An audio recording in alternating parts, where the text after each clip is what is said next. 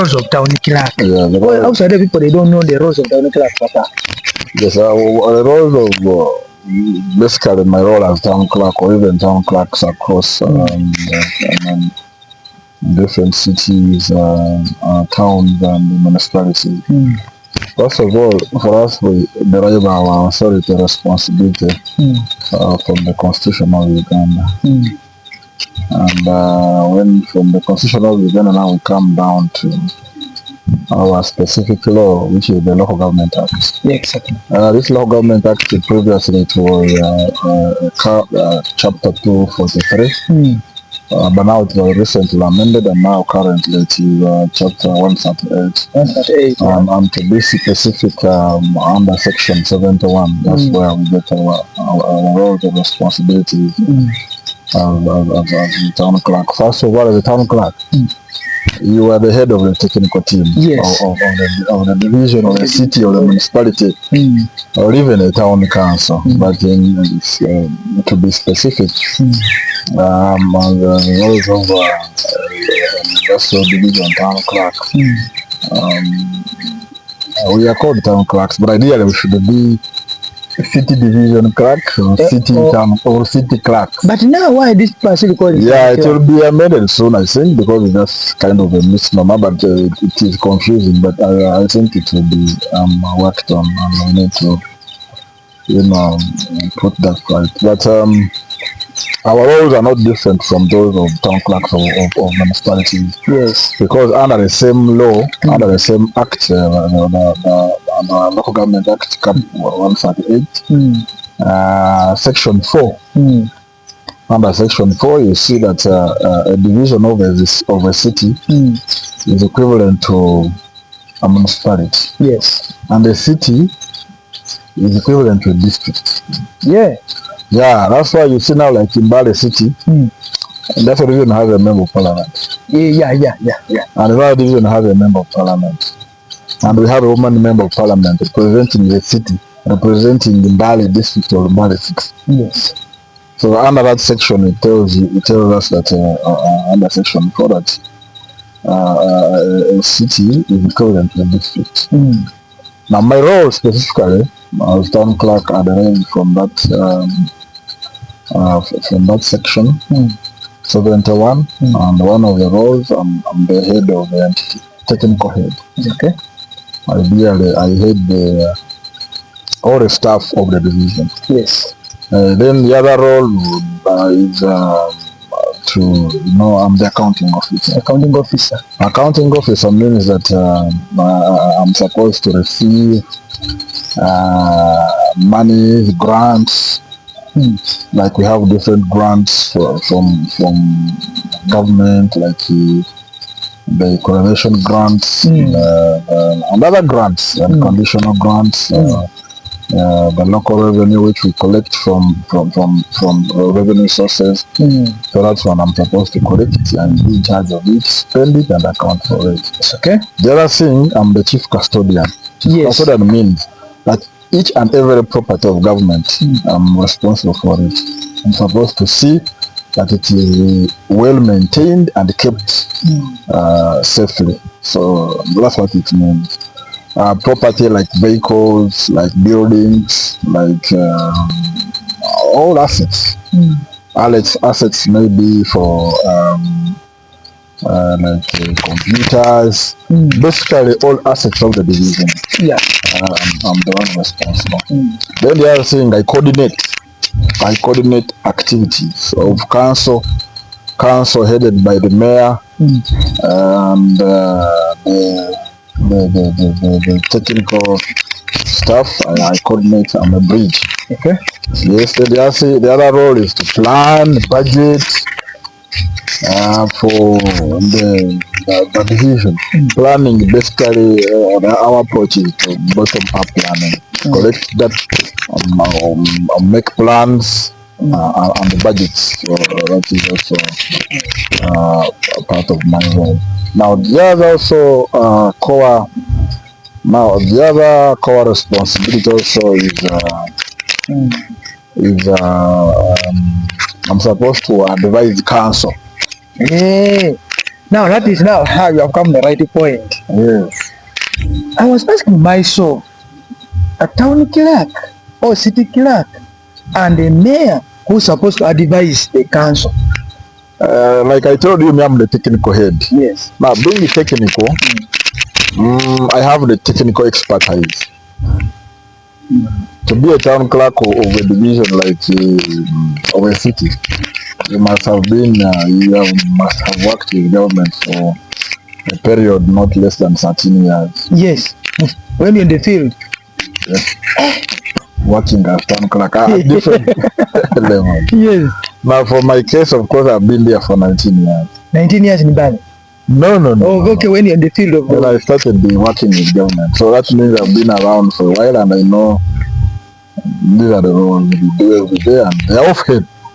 That's why I told you, these sections, they're off-head, I know. Now, for us, the law government act is like our Bible. Okay. We read it often. So the other core responsibility is to advise council. Is to advise council, to give technical guidance to council to arrive at informed decisions. Yes. For example, I remember may have plans, may have ideas. Very good ideas or bad ideas, but it's my responsibility now to advise and say, well, this is a good idea, we can push it forward, or this is it is lacking, or this is it contravenes the law, or we can abandon this and go there. So it is my responsibility to advise.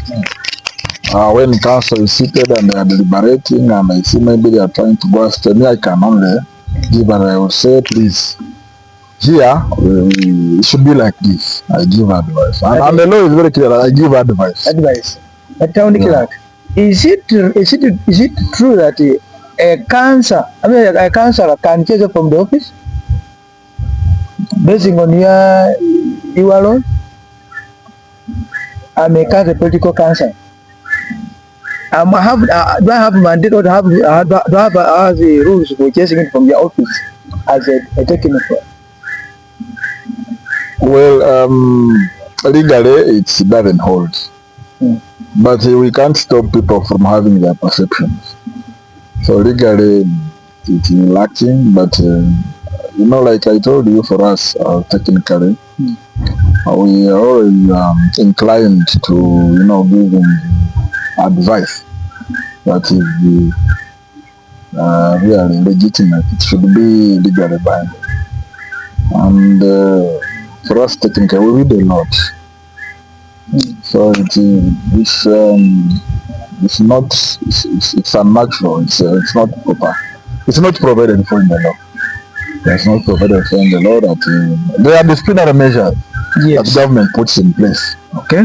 Yeah, and for us we derive those from the public service standing orders. Orders, yeah. So when you want to discipline a person, a civil servant or a public officer, we go there and the standing orders. They are very clear. And that's why they are called orders. They are standing orders. We cannot we can only read and say this is it, you interpret. But public officers have a mechanism in which they can be disciplined when they are errant. Okay. There are so many avenues where public officers can be brought to order. There is the IGD, the ombudsman, which checks, which is inspector of government. You can, if an officer who is errant, they can investigate, if they find the person, the allegations are true, that this person can be, if they find this person culpable, they can proceed and prosecute. Okay. Yeah, so there are channels through which public officers can be disciplined. Okay. They are provided for in the law. Yes. Now, so you talked about the roles. The other role now is to implement.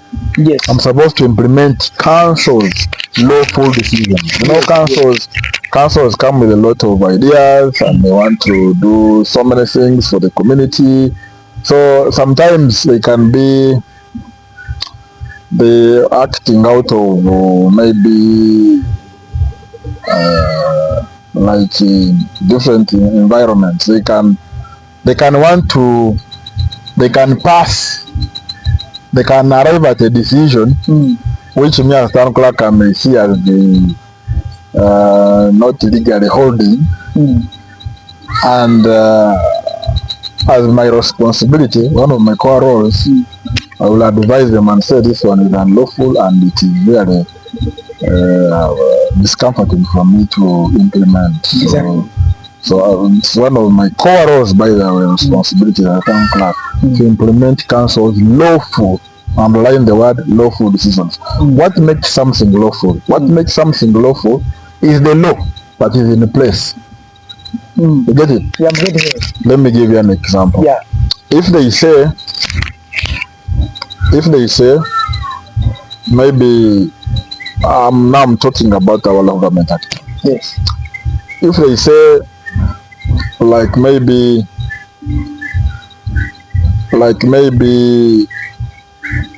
the town clerk shall be the technical head of the division, it is my core responsibility. Now I cannot see anyone who will come and say, now we have decided from today the CDO will be the technical head of the division, and the council will sit and pass that. It is unlawful. I cannot implement it. Yeah.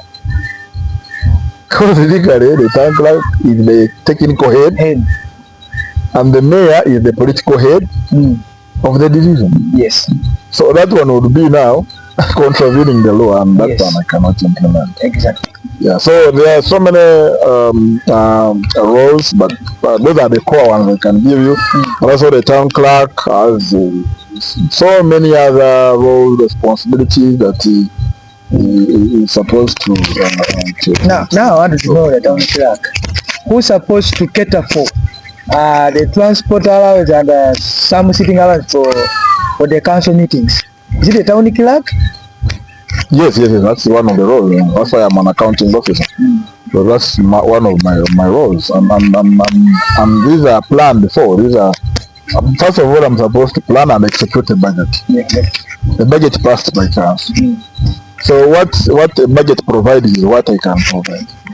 So it is my responsibility to they are called emoluments. My responsibility to make the political leader happy, because when they do work for government, they are supposed to be facilitated. So according to how you have budgeted for their facilitation. So that is also one of the core responsibilities of the council. So what is the maximum percentage of this council are supposed to get in your budget when you are estimating your budget of the council? Yeah, the law talks about 20% of the local revenue from the previous budget. For example, if for last year, let me say if last year we collected, I'm giving an estimate of around maybe like 2 billion. Let's say 2 billion. 2 billion. So you're supposed to get now for the case of us, the city, it's a bit different for the division, because for us, once you budget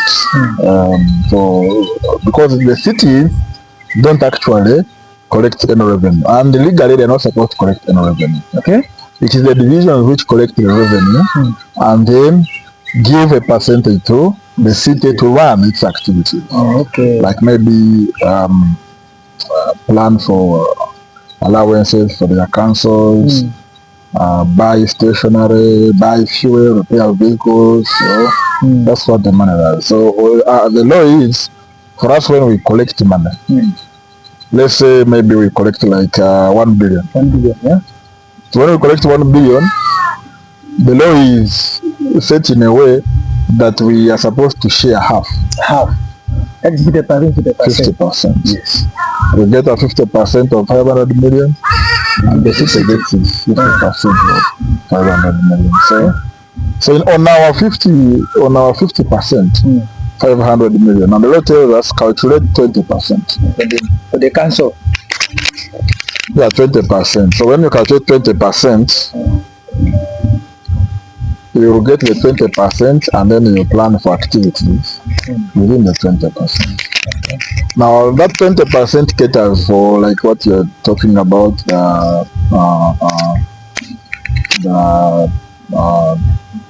sitting allowance, transport allowance, and fuel, anything that is planned before and can make their work, progress. But the law also gives a ceiling. That is the Local Government Act, the third schedule. Exactly. Yeah, it says, for us as town clerks, we are tied. It gives a ceiling. It will say, it says actually that it is 20%. The town clerk doesn't have any mandate or any authority to go beyond that. Hey. No. It is only the minister of local government that can authorize. Yeah, so, but not you. No, the town clerk runs authority. And it is a must. It is not negotiable. We cannot negotiate about that. So actually the law says that any town clerk or chief administrative officer who goes ahead and spends his money beyond 20% shall be made to refund the over expenditure personally. So the law is it is really very clear. The law is made in such a way, it is caring actually. It says clear. You are personally and personally responsible for your over expenditure. So you shall return it. That is the law. So now I want also to find out, if this council, they pay tax or? Yeah, they are supposed to pay tax. They pay tax out of that 20%. Yes, giving me the allowances I earn. If they have to give me allowance, like personally, I use my vehicle for government work. If I use my vehicle, when you see me driving my vehicle, which I bought with my savings, I'm supposed to be paid because I'm doing government work. So even they are going to give me money for the vehicle allowance, it will be taxed. Yeah, it's taxed. Yes, you tax. So all of us are paying tax when we pay tax. This is something that is not only, it's open across the country that you have to pay 30%. We have talked about the roles of town clerks. And we have talked about emoluments, allowances. These have always been contentious issues. But we believe with continuous sensitization, people will get to understand that this is how it is. This is how it is. It's the law. Yeah, so we intend people like you should carry forward these segments. Yes. You tell the people exactly what so the public can know, because sometimes when we are deliberating in our council, there are closed doors and people don't find time to come and listen. They don't find time to come and listen to the political leaders, how they deliberate, how they are representing them. So segments like this can help people to understand. The town clerk is not ceremonial. The town clerk is the office of government. Yes. Put in this office put in place by the law. And is a very big office. Not something to play around with. It's a big according office. to your husband, it's a very big office, by the way. Yes. Very big office. Very big office. So and the town clerk carries a heavy burden. Yes. So once you see any property within the division, I'm supposed to be accountable, including roads. Yeah, I cannot find you just digging across the road and I say and I leave you to go scot-free. It's my responsibility because I'm the custodian. Yes. And the road is a public utility. Yes. So that's the role of the town clerk.